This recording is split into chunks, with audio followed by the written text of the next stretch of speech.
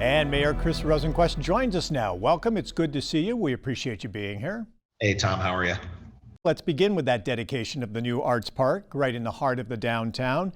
How fitting is it that it's been named in honor of Betty Little? You know, Betty Little has been a good friend to the North Country, and she really has, over the years, provided a lot of guidance, leadership, and support in Albany. And it was a nice dedication. It was a great day for it. And what in particular do you like about the Arts Park? That it showcases local artists? Yeah, not only that the showcasing of local artists, but it really is one of those projects that is an example of what we can accomplish as a community. When we look at small but impactful quality of life improvements, things that do drive our economic attractiveness, pulls in tourism, and is a point of pride for our community. This is part of the Downtown Revitalization Initiative.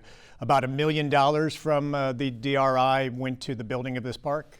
Yeah, about that, and we're looking at another $1.5 million or so to go into the Riverwalk to enhance the more downtown enhancements.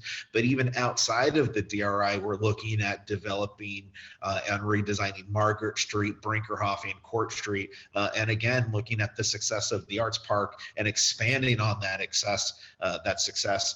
And let's talk a little bit about that. On the other side, there's the Durkee Street side. Then on the other side, Margaret Street, you just mentioned, the city is about to undertake a major renovation of Margaret Street. Where does that stand right now? Are you at the phase of you've had a couple of proposals made by consultants and now you're opening it up to suggestions from the public on what do you want to see as far as redesigning Margaret Street? Yeah, essentially, we had a couple of consultants that came in.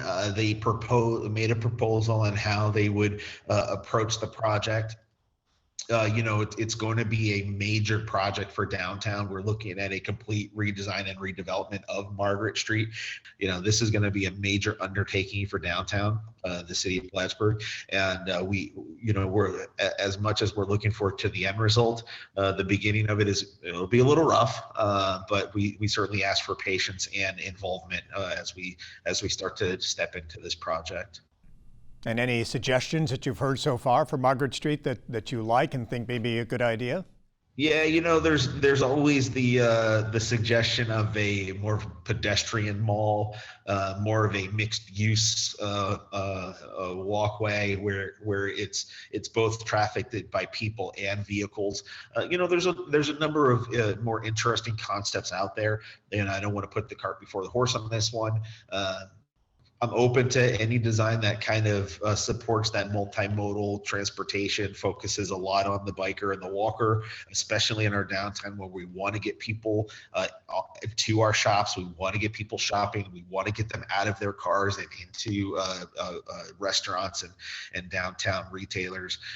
So look, when we get more into the design and discussion of it, if it comes up that it becomes a pedestrian mall, it's an option, not something that we're all tied to, but we certainly should keep an open mind about that. Also on the development front, money from the DRI is also going for a study to look at Harborside in that section of the city's downtown. There was a hotel proposed for that site back in the early 2000s. That got put on the shelf. But has that been renewed? Have negotiations been extended with a developer to look into possibly building a new hotel there in the Harborside area in the parking lot behind the train station? The local waterfront revitalization program identified that area of the city of Plattsburgh as the city's most valued waterfront property. The hotel developer, which was selected through an RFP process, and I believe in 2000, they are still in conversation with the city. We actually just renewed not too long ago that negotiating window, so we can continue that conversation. Part of that conversation is to continue to identify the best use of that area, which will likely, and we certainly feel like it should be used for a hotel or some type of high occupancy attraction. And up on the northern end of the city, there's also talk about developing City Beach. You've had consultants provide a plan, turn in a proposed project that over about 10 years in several different phases, 3 phases would revitalize the city beach area and look to create something along the lines of a SPAC, a Saratoga Performing Arts Center, where you would have a venue for music, you'd have a pavilion on the waterfront, perhaps a nature center. Is that a project that you would like to see move ahead? 100%. And this is, we keep talking about the city beach being the gem of the city of Plattsburgh, one of the most valued resources. And how do we leverage it? How do we develop it? Not only just for tourism and economic development, but for our own quality of life. The proposal, the 2016 waterfront feasibility study, that feasibility study consolidated a number of previous plans. Out of that study came the proposed plan, which was a return to open recreational space, trails on the beach, more pavilions and access to the waterfront, more vendor buildings and increased vendor opportunities out there, including what you just mentioned, which is a large amphitheater for potentially concerts and other community events.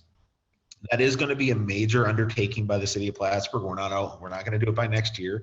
The proposed estimate right now is $75 million, it's a significant amount of money. But when we look at the phased approach over the next 10, 12 years, it's completely doable. It's something that we do want to invest in. Earlier this summer, you backed the idea of the city buying the Plattsburgh Boat Basin from the Spiegel family, taking over the marina, the operation of that. That was back in June. We haven't heard much over the past several weeks. Has that been put on hold? Where's everything stand with that? It was very much a proposal that looked at two different aspects of purchasing that property. One was the operation of a marina, a city-owned marina, wholly owned and operated by the city of Plattsburgh, much like we already have down there, much like we have at Wilcox Dock already. And that really was an opportunity for the city to generate a significant amount of income. But not only that, there was an opportunity. That opportunity also included reclaiming 11 acres of waterfront property to the city of Plattsburgh forever. And once you put that property into the city's hands, the idea is that you can retain the destiny of that waterfront. We don't have a lot of waterfront. We are the Lake City, and it would have been both of those opportunities combined. When that proposal first came to the council, it was very much split on the council. There was 3 councilors opposed, 3 councilors support, and then I would have had, as the mayor, provided a tie-breaking vote. At the time, just didn't feel like it was appropriate to leverage the mayor's office to do that, to provide that tie-breaking vote. So it was pulled at that point, and there has been no movement on it from the city side. I just don't feel like it's going to be something that the city is going to be able to follow through with and fulfill on.